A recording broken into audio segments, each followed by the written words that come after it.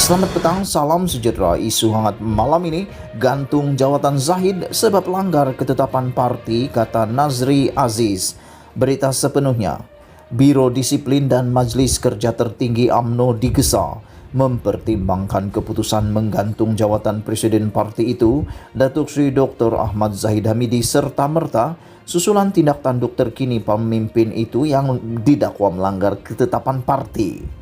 Ahli Parlimen Padang Rengas Datuk Seri Mohamed Nazri Aziz berkata, Ahmad Zahid yang juga Ahli Parlimen Bagan Datuk itu perlu disiasat segera Biro Disiplin UMNO dan diambil tindakan tata tertib. Susulan terdapat 3 bukti jelas menunjukkan beliau melanggar ketetapan parti. Ujarnya, bukti pertama adalah beliau bertindak mengutuskan surat menyatakan sokongan ke semua ahli parlimen Barisan Nasional BN untuk memilih Ketua Pembangkang Datuk Seri Anwar Ibrahim sebagai Perdana Menteri baharu kepada Yang di-Pertuan Agong pada tahun lalu tanpa pengetahuan majoriti ahli parlimen berkenan. Bukti kedua pula adalah kesahihan rakaman audio perbualan beliau dengan Anwar terkait Perhimpunan Agong UMNO 2020, sedangkan keputusan PAU sudah menetapkan pendirian No Bersatu, Parti Bersatu Malaysia, No Anwar dan DAP. Bukti terakhir pula adalah tindakan terkini beliau yang memberi kata dua kepada Kerajaan Perikatan Nasional PN bagi mendesak sidang parlimen dibuka dalam tempoh 14 hari tanpa merujuk kepada MKT dan ahli-ahli parlimen UMNO terlebih dahulu. Sepatutnya MKT UMNO dan Biro Disiplin Parti perlu menggantung jawatan Ahmad Zahid Hamidi serta-merta. UMNO bukan hak eksekutif eksklusif Zahid tetapi hak lebih 3,6 juta ahli parti, katanya kepada Sinar Harian pada Selasa.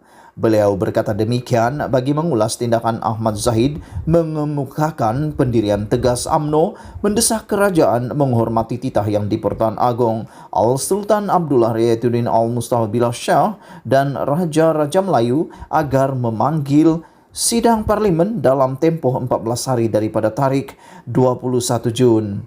Ahmad Zahid berkata kegagalan kerajaan melaksanakan titah Yang di-Pertuan Agong akan dianggap satu bentuk penderhakaan dan tidak menghormati institusi Raja-Raja Melayu.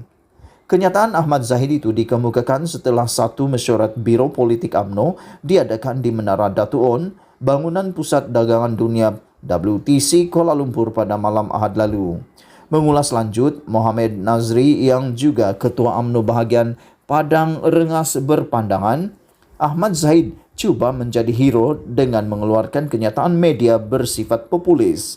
Jelas beliau, Ahmad Zahid menyedari beliau perlu melakukan suatu gimmick untuk meraih kembali sokongan dan kepercayaan ahli-ahli UMNO. Susulan Presiden UMNO itu telah melakukan beberapa siri kesilapan sebelum ini. Mengapa hendak masuk dalam surat kabar, hendak jadi hero? Sebelum ini, Ahmad Zahid sendiri kata kerajaan PN tertubuh atas sokongan ahli-ahli parlimen, parti-parti terlibat termasuk UMNO. Mengapa tidak rujuk ahli parlimen terlebih dahulu? Hubungan UMNO dengan kerajaan PN masih berstatus kawan ketika ini dengan ketetapan PAU 2020 adalah jelas. UMNO akan terus menyokong kerajaan PN sehingga pembubaran parlimen.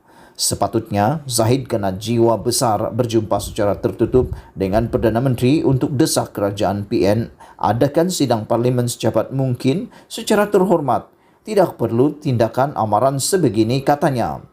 Mohamed Nazri juga berpandangan tuntutan sidang parlimen diadakan dalam tempoh 14 hari juga adalah tidak rasional kerana pelbagai proses perlu dipenuhi jawatan kuasa khas persidangan parlimen bagi memastikan ia memenuhi objektif persidangan.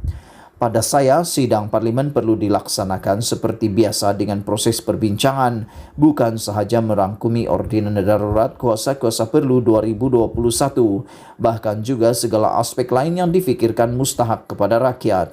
Untuk membolehkan kerajaan memenuhi proses pelaksanaan sidang parlimen, pastinya sedikit tambahan masa diperlukan. Dengan saya menjangkakan tempoh paling terdekat, sidang parlimen diadakan adalah pada pertengahan bulan Ogos, katanya.